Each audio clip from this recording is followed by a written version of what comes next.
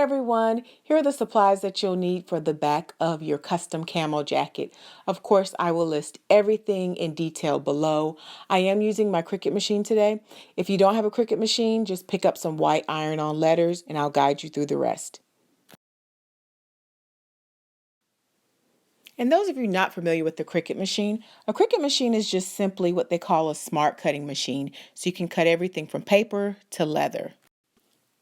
Okay, so the first step, cutting out all of my white letters using my Cricut machine. Just as a tip, make sure you turn your dial to the proper setting.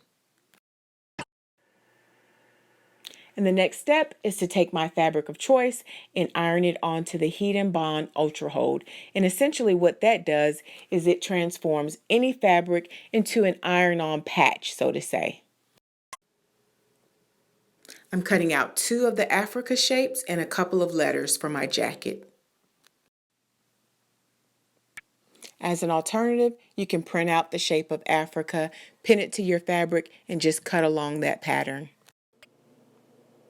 For the puffy 3D Africa shape, I took my 1-inch foam and I cut it into smaller pieces. I then took my 2 pieces of fabric shaped like Africa, pinned the bottom, and I stuffed it with the foam. Once you get your desired thickness, you can sew or glue along the edges. Just make sure you keep that very distinct Africa shape as you sew or glue. I also painted the edges just to make the shapes pop. And the last steps for the back of the jacket, I like to tape down my letters and try on my jacket before I iron anything down. Once I have that, I sewed down my Africa shape, ironed on my letters and these stars on the shoulder. Okay, it's time to flip the jacket over and start on the front. And here are the supplies that I use for the front. I will, of course, list them below. So the first thing I want to do is I taped off my jacket to make sure that I didn't get any excess glue on the jacket. And I'm using both gold and silver beads, which I am mixing together. I want it to have a little extra shine, and I didn't want to commit to either color. So I'm just mixing them together really well. And I start with a very small amount of glue. I realize that this works best when you work in smaller sections. So apply a very liberal amount of glue and then use whatever you have to actually smooth it out. I'm using the packaging from the beads. You want to take the beads and you want to very liberally apply the beads and press them very firmly in the glue. And when you're finished, your pocket should be blinging like this. I then added some extra paper to my jacket and sprayed it with this glue. After we let the spray glue set for about an hour, we're going to start on our lace. So apply a very, very generous amount of glue to the top of the pocket.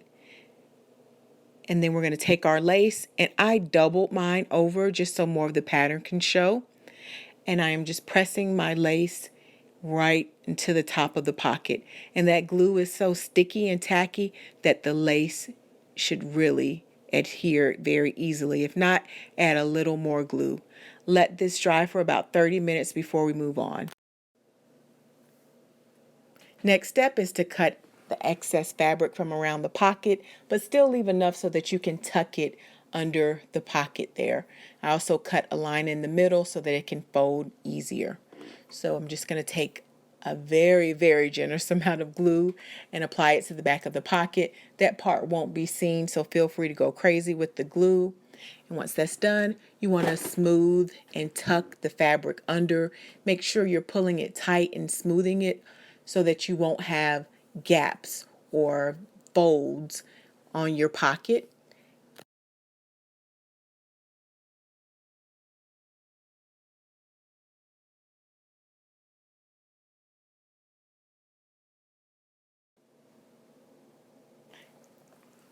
To make sure the fabric lays really flat while it dries, I'm just going to use some oversized paper clips, but you can use clothespins or put a heavy book.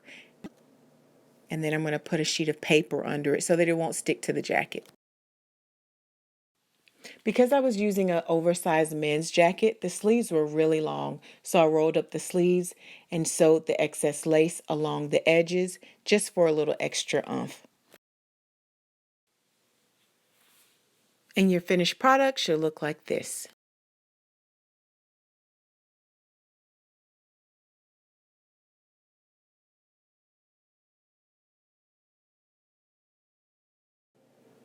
Thank you so much for watching. I hope you found this tutorial useful. Check out the website keiziadiy'editagain, and I'm on all social media at keiziatv.